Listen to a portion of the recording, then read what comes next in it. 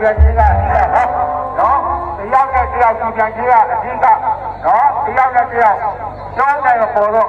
ဦးတွဲတည်းဖြစ်ပါလေခင်ဗျာဟုတ်တူ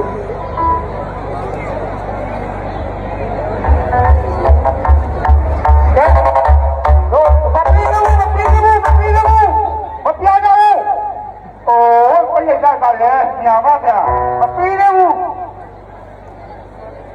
ဖတ်တော်မယ်အခုဖတ်တော်လုံးဒီကတည်ရင်တက်ပဲမို့တော်နေကြရတဲ့သူ့တော်ပဲရှင်းပြမှာဖြစ်ပါရဲ့ခင်ဗျာ